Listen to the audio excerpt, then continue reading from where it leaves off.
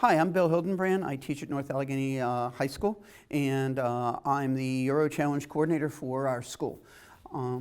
So we've been doing it for about 7 years and been reasonably successful, so came in to try to interest other people in trying to get involved.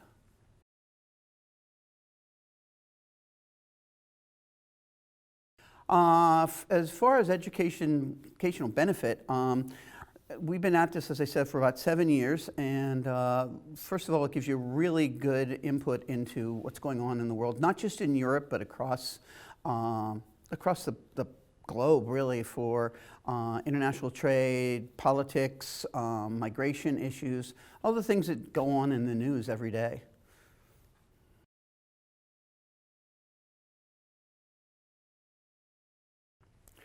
As far as challenges go, we've been at North Allegheny been very lucky in that our program has done reasonably well, so success always breeds more success, and we get enough kids. I know some of the other schools are smaller and they're having trouble getting enough kids to participate, but we will tryouts, and the kids will work basically from November until they present in January, or in March. We'll meet about once a week to go over what they found, what kind of resources they have, and then we start putting together a script from there.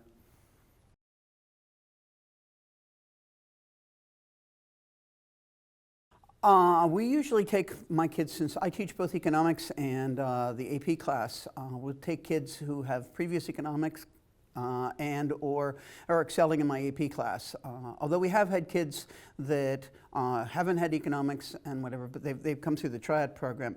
Most of our kids have some debate. North Allegheny has a very strong debate program, and so a lot of the kids take it as part of like a debate addendum on international issues.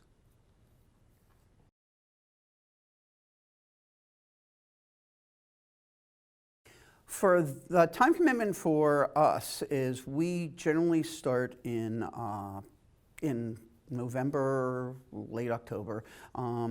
Because of who we are, I actually got this from when we first went to New York, one of the teams that had always been there. I asked them how they did exactly that, and they said, well, they started with 9th and 10th graders and they made them have a commitment until they were seniors. So my kids will come in as 9th and 10th graders, commit for me for a year or two, and then they become like my adjuncts. So they help the kids, like they'll run through the script with them, they'll post questions for them, they help them do research to find what we're looking at. So it's really a team effort.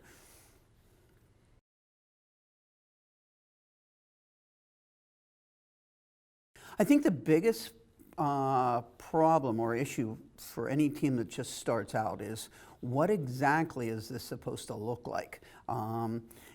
They can do research. All the teams, I'm sure, do great research, looking up the most current issues, trying to keep their script. I think sometimes teams settle on a script maybe in January and conditions change.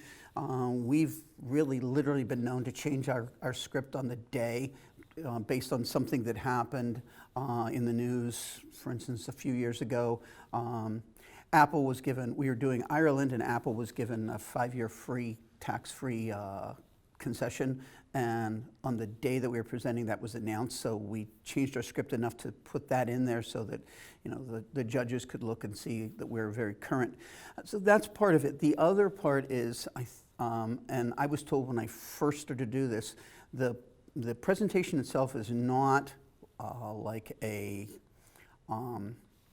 presentation of findings. It's more of a conversation. The team should be able to discuss within themselves about what's going on and make it look very natural, because they should really know what's going on. That way, when the judges ask them questions, it's just another person in the room with them talking about what's going on in Europe.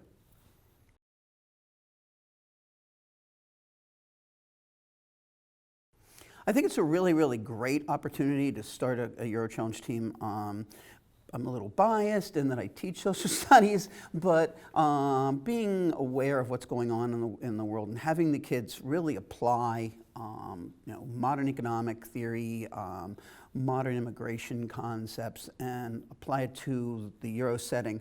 It applies to both Europe and us. The same issues exist. And anytime you start something new, it's always daunting. And I mean, as I get near the end of my tenure here at NA, what I want to do is work with you to try to start teams that, and help them put their teams together to try to get the best out of them they can. So.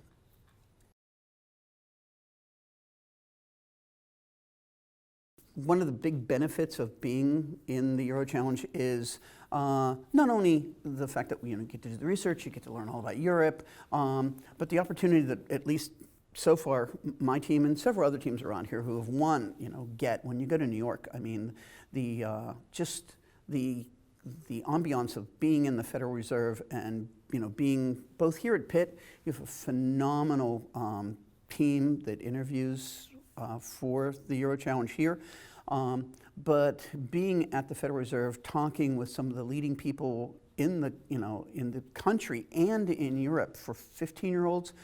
As a teacher, I think kids always know things.